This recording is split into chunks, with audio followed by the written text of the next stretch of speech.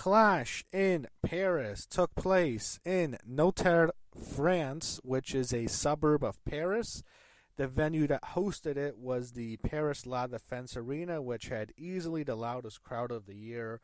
Although last year's Lyon crowd for Backlash was probably a little bit louder overall, I thought this was a better crowd because it seemed like they were more into the show, whereas the Lyon crowd was more into themselves at times, it seemed like. Also, this was a much longer show than last year's Backlash. You had the countdown to Clash in Paris, which I saw mostly on YouTube. We got a nice featurette segment on the Eiffel Tower, along with some other historical Paris monuments. It seemed to me that the voice narrating them, from what I could tell, was Jackie Redmond, who, by the way, I had to mention was she was wearing a really nice green dress, which looked great. And you also had, the usual people on the countdown show, and you also had Kathy Kelly, who was also wearing a short black dress, which seemed to be in contrast to the white dress she wore on SmackDown this past Friday. As I always say, there are really only two reasons to ever watch the countdown shows, and those are Jackie Redmond and Kathy Kelly, and they definitely didn't disappoint. I really don't care to hear from Rosenberg and people like that. I just don't care about. But that was the countdown show, and I also had to mention the stage, which I really liked.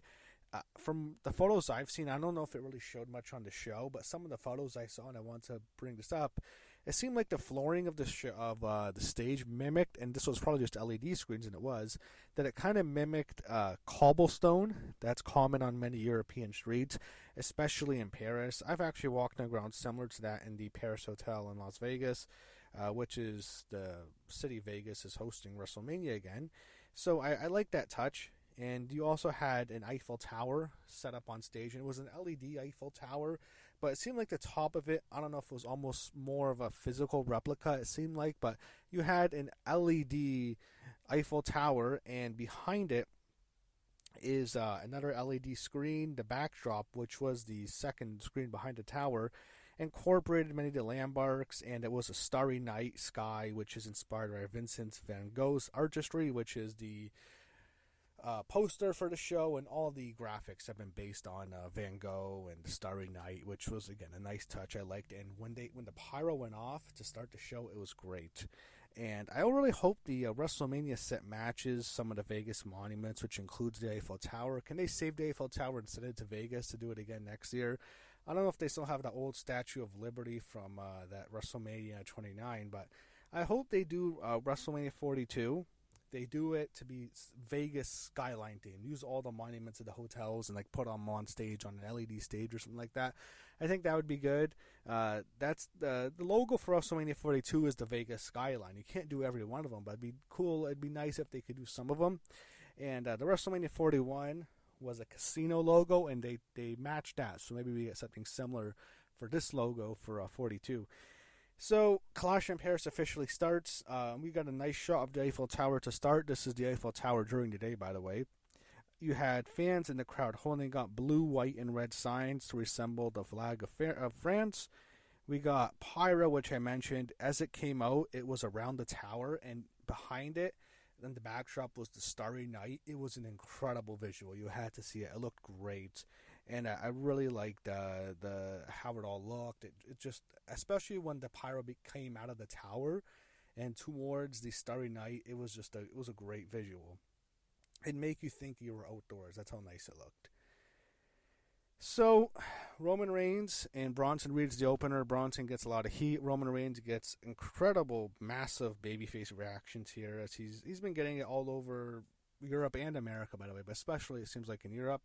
Paris loved Roman Reigns. They loved the tribal chief, the OTC, original tribal chief. He wore two Ulafalas to the ring to honor Sika, his father, and Alpha, his uncle, who both passed away last year. And one of them was red, which I guess is Sika's, and one of them was black, which was Alpha's. So that was a nice touch. I'm glad Michael Cole mentioned that on commentary to let us know why he was wearing two Ulafalas tonight, or today when we were watching. And you had the opening match. This was Roman Reigns' first singles match on a PLE since WrestleMania 40, and that makes sense because it seems like he's been in many multi-man feuds. It doesn't really seem like he's had a major singular feud in a while. So the opener, as I said, like the first 5 minutes are just cheering for Roman Reigns. Everything he does, they react to. Everything they were doing, they were going nuts for. Roman did a bunch of strikes to start. He did the corner punch spot, and when he does the corner punch spot, the fans counted to 10 in French. Then Bronson got the heat for a while. Roman tried to make a comeback, but Bronson kept catching him with the Samoan drop. Bronson hit a suicide dive to the outside. The first time he did the suicide dive, Roman caught him with the Superman punch, which was a good visual. The second time, Bronson actually hit the dive. And then he goes for a tsunami, but he misses the tsunami. Roman gets him on the top rope, and Roman from the top rope hits a top rope Samoan drop, which looked great. Then he hits a spear onto Bronson Reed and pins him for the win. After the match, Roman celebrates on the announce booth, which they took apart all the stuff off the announce booth. All the covers and the monitors are all taken off on both of them. So it lets you know, hey, something's going to happen here. And Roman's on top and he's celebrating. He looks back in the ring and Paul Heyman is checking on Bronson Reed. He goes after Heyman. Heyman is so scared that he gives away Bronson's shoes. So similar to how Roman took the tribal chief, when he took the Ulafala from Solo Sikoa after beat him on the Netflix Raw debut. This time he takes his shoes back, as I predicted, but after that he puts Paul Heyman in a guillotine and chokes him out, leaves him unconscious. Roman then takes his shoes and he's signing his shoes. He's tossing them into the crowd as he's on the announce table. But then Braun Breaker appears and he spears Roman Reigns through the announce booth. And he spears him like he's on the announce booth. He spears Roman and they go crashing through the announce booth Roman Reigns was standing on. It was great. And Braun and Bronson then help Paul Heyman to the back.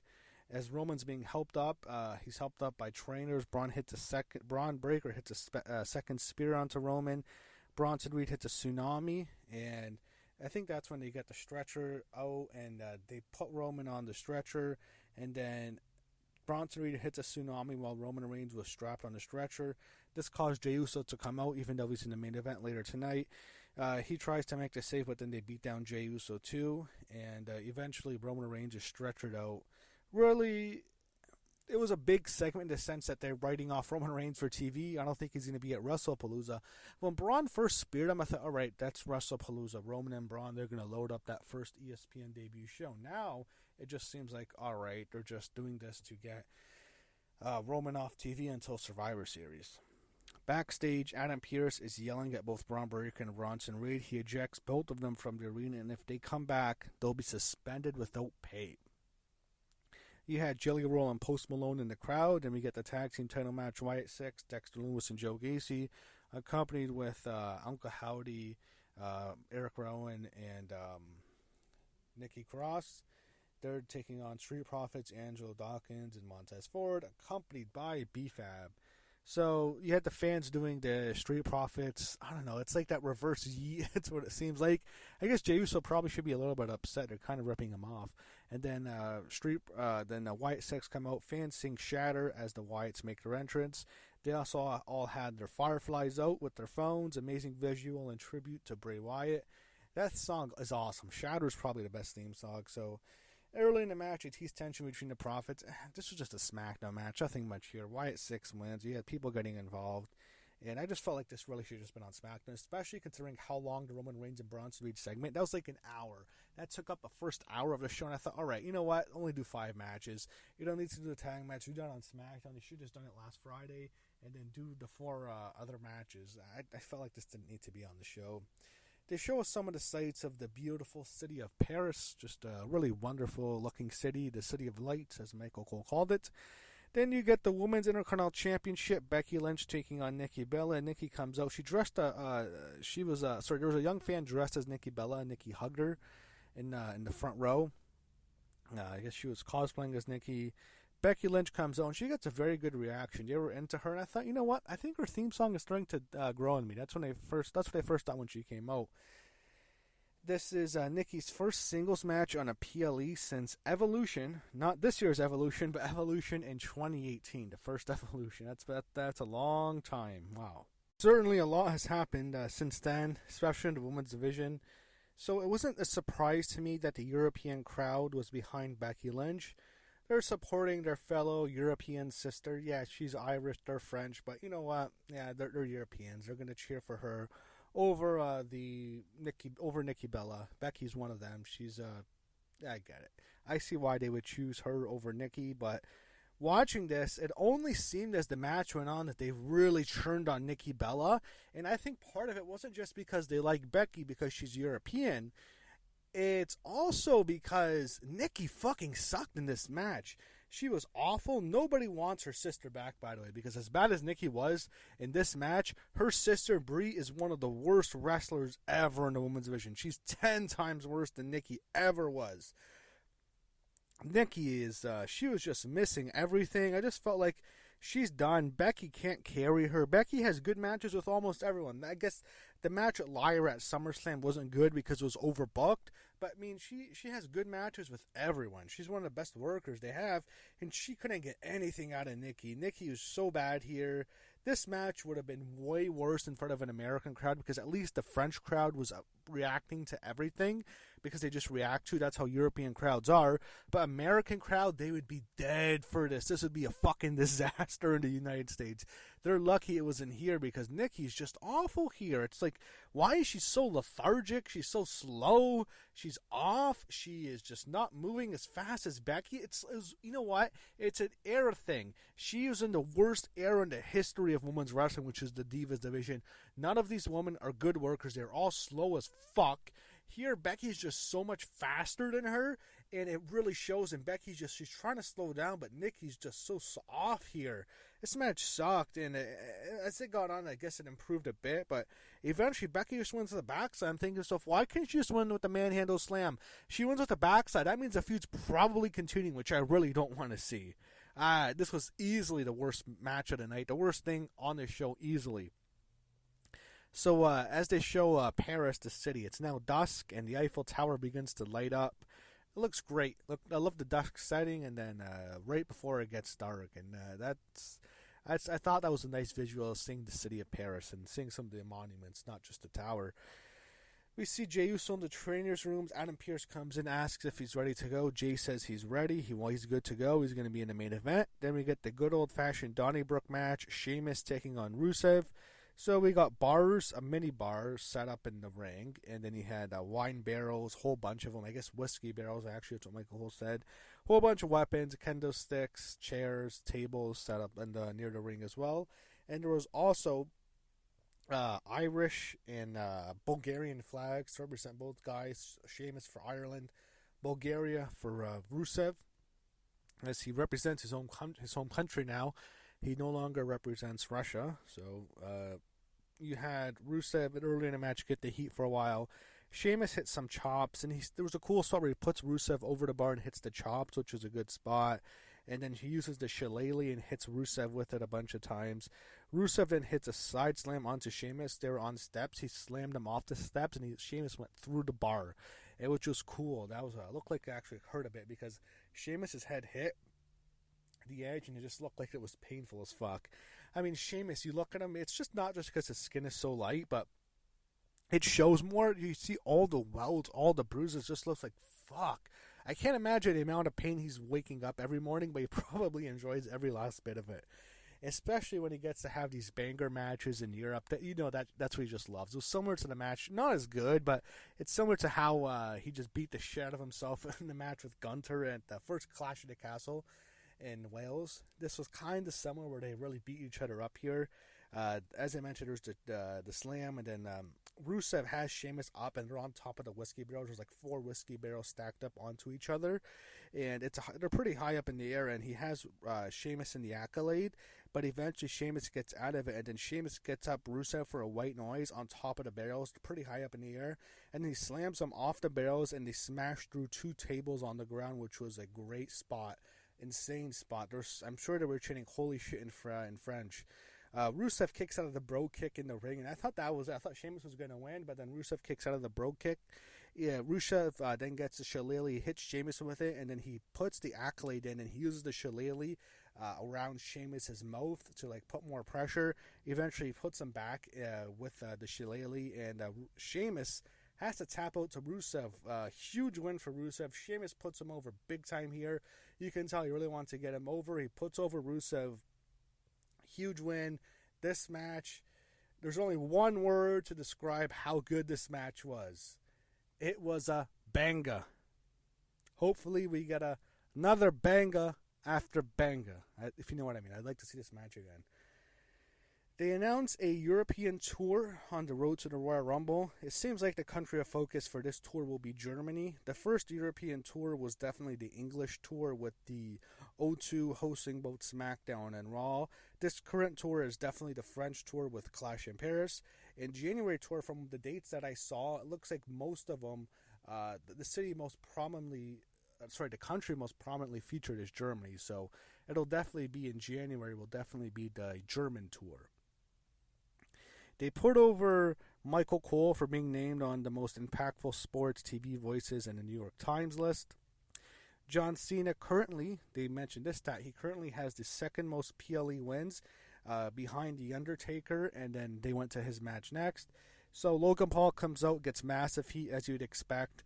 Then they really milked John Cena's entrance before. He finally comes out, and he just got a massive ovation. They sang his song as he came out. They absolutely adored this man. Roman Reigns was super over here, and he was definitely the second most over guy, but I don't think it compared to how much John Cena was over. And it was twice as loud, it seemed like, for Cena. They just went insane for this man. They love John Cena. And when the match finally starts, you had the crowd humming the Seven Nation Army song by the White Stripes to start because they're super pumped. And I guess they always they sing that they always sing that at the soccer games. So they were just so excited for John Cena. They do like this John Cena wave chant. It's not like disrespectful of the wave, but like they're doing the wave, and as they're singing it, as they're doing the wave, they're singing John Cena, la la la la, John Cena, la la la la. It was a great visual, and it was electric. I just love the atmosphere. I just love seeing John Cena get the respect he deserves, and they're just appreciating him. And there's got to be a part of John Cena that thinks, yeah, I wish they did this for me earlier in my career, but man, it sucks that this is going to end in a few months because he looks like he can go for another year. This was awesome. John Cena was great here. And Logan Paul gets the heat on John Cena early on. Cena makes the comeback. Everyone in the crowd did the "You Can't See Me" with him as he hit the 5-knuckle shuffle. Logan Paul kicked out of an AA, and as I said, Paul just has massive heat. He did John Cena's moves, and they just booed him like crazy. He was teasing doing the 5-knuckle shuffle, but no one wanted to do "You Can't See Me" with Logan Paul. And yeah, they actually teased the WrestleMania finish when Cena was going for the People's Elbow on the Rock. Rock pops up, hits the rock bottom, and pins him. Here, Cena pops up as Logan Paul is doing the 5-knuckle shuffle, and he hits the AA. It looks like it's over 1-2. Logan Paul kicks out, and Cena kept putting up. He was pulling out a lot of moves here. You never see him do as much. He did the Sunset Powerbomb. They call it the Code Red. Others call it the Pop Rocks now for Roxanne Perez, but he did that move. And then he also did a Styles Clash onto Logan Paul. I guess the reason is because he doesn't expect to face AJ Styles again on his retirement tour, so that was kind of a tribute to him. But it was great when he hit that Styles Clash onto Logan Paul. And near the end of the match, Logan Paul is going for a crossbody, and he's going to hit it, and then John Cena catches him. He catches Logan Paul in the crossbody, and he hits an AA, and then instead of pinning him, this is like the third AA he's hit now. He's going to go for a fourth AA, but Logan counters, and he hits his titanium punch, and Cena bounces off the ropes. Logan Paul then tries to catch him with another punch off the ropes, but Cena hits a fourth AA. He reverses and hits the fourth AA in the match. Pins him 1, 2, 3. Just a fantastic match. This was great. This was the match of the night. And I love the Donnybrook match, but this was much better. This was awesome. John Cena is super cheered here. He's just taking it all in, taking a final bow. He reunites with the Belgian kid one last time. He embraces him. And then he was in the front row. I guess he's John Cena's new friend, the little Belgian kid. And then he kisses his wife, Shay, who was also in the front row. And then he embraces Jelly Roll and Post Malone, who were behind the announce booth. And he gets back in the ring, thanks the crowd, waves to him, basically takes one final bow in front of the crowd. And it was really historic in a way because this is now John Cena's final appearance in Europe. This is the last time he's ever going to be in front of a European crowd. They went crazy for him, an incredible reception, and that was it. That's the last time Europe's ever going to see John Cena live. Definitely a historical moment for him. And They made sure that they let John Cena know how much they appreciate him and how much many of them probably grew up with him and how much they supported him and how big of fans they are of him. And it was really a great moment, I thought. After that, you had Michael Cole and Wade Barrett announce that there's going to be NXT PLEs. They're going to remain on Peacock, and they basically thanked Peacock, but NXT is still going to be there, and they're going to remain there. And then they preview Raw for the next night, which is tomorrow, and then they show us Paris at night. It's full nighttime now, and you can really see the beauty. You can see all the lights, all the sights lit up, and you see the Eiffel Tower fully lit up at night. Great visual. A French commentator comes in the ring, and he announces a record attendance of 30,343. And they say that they actually broke Taylor Swift's record for the Paris La Défense Arena. This is the most attended event ever in that arena. Yeah, definitely a huge moment. I mean, there's reports that it was having trouble selling. That WWE was pricing out their fans in France. They're not buying tickets. Wrong. I think that idiot who reported that. People should stop giving them their $14.99 every month, if you know what I mean. So, Jackie Redmond in her nice green dress, which I really like. She was waiting outside Seth Rollins' locker room to interview him, and then he says he doesn't need anyone. He says he's one step ahead, so someone's interfering. And obviously gives away Seth's winning, but someone's coming for sure. And I'm thinking, if he doesn't need anybody, why does he even have the vision in the first place? Anyways, you eventually get to the match. The announcers announced that both Roman Reigns and Paul Heyman had to go to the hospital, and they already say Braun and Bronson are banned from coming back. So Seth's all alone tonight, as we expected, as they officially all alone, but I guess we all knew someone else was going to be there for him. And I really like the video package because they have this really sad French song playing at the beginning. I almost wanted to thought, what's that? It was actually sounded great, and it was a really good. It was a really good video package for the main event. And then we get to our main event, fatal four-way match for the World Heavyweight Championship. Seth Rollins defended against CM Punk, Jey Uso, and LA Knight. So all four guys came out. They were all super over. First was Jey Uso. Everyone did the yeet. Then LA Knight came out, got a good reaction. CM Punk came out. He got the best reaction. Everyone's saying cult of personality for him. And finally, the champ, Seth Rollins, is out last. Everyone's saying his song. And you had the match. I'm not going to recap everything in the match. You had some brawling to start. You had a table set up. You had people going into the crowd. Punk got driven into the table, but it only bounced. Didn't look too good.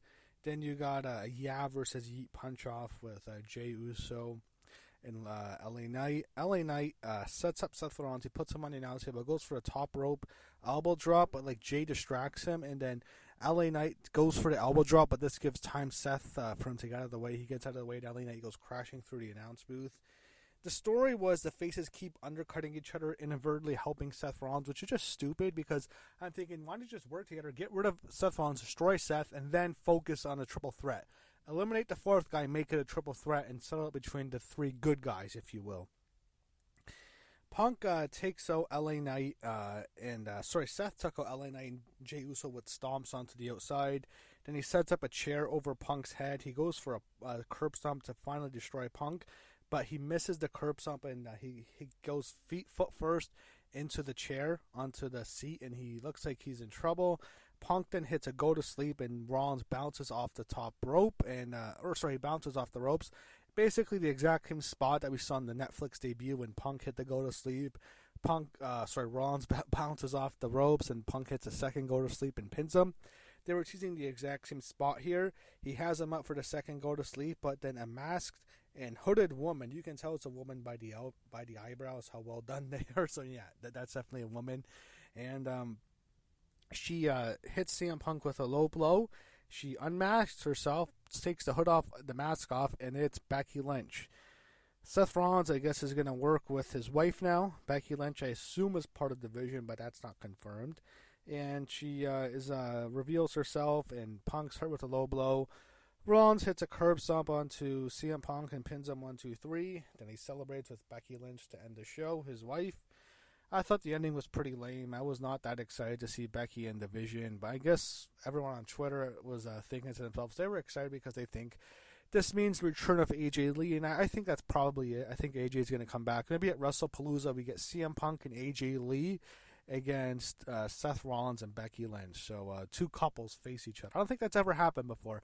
Has there ever been a mixed match where you had two married couples face off on each other? Probably not. So that's probably the match we're getting at WrestlePalooza, but that's how it ended. Punk and Seth continue to feud. I guess Becky Lynch, we don't know for this for sure, but it seems like she's now going to be part of the Vision, and that's how Clash in Paris ended. Definitely my favorite match was the John Cena match, followed by the Donnybrook match. A lot of the other matches I thought were forgettable. I thought the tag match should have been on SmackDown. The women's match was easily the worst of the night. The Roman match, it got the crowd into it. That's just what you get with Roman Reigns openers. Crowd likes him. He does a basic match. And then something else. What am I forgetting? Am I forgetting something? Yeah, I meant, the main event. I thought it was a good match, just not. I knew Seth was winning. I knew someone was going to interfere in the end, so I really wasn't that into it. But I kind of wish I didn't know that. Maybe I should have stayed off the internet. I would have liked the match more. But it revealed to me, it could have been something bigger. I know The Rock was in Italy filming a movie. Italy's like borders France. It wouldn't be that far. I know Paris is in the north of France, so it would have been a far flight. But he could have made it. He didn't. Yeah, who else really? Brock, he's not even advertised. Doesn't make sense to bring him back right now because he's feuding with Cena. So I guess Becky was the one, the big surprise. It wasn't really a surprise. You saw wrestle early in the night, but that's what they went with. That's how the show ended. So that was Clash in Paris. Incredible fans. The French crowd is the best. They're the loudest easily of everywhere they go. And that even includes the English fans, which are very loud. But French fans are the loudest, I'll say that. And we'll see what's next. Then the focus now is WrestlePalooza, and that's how WWE signs off on Clash in Paris. And they're back in Paris tomorrow for Raw, and we'll see what happens tomorrow night.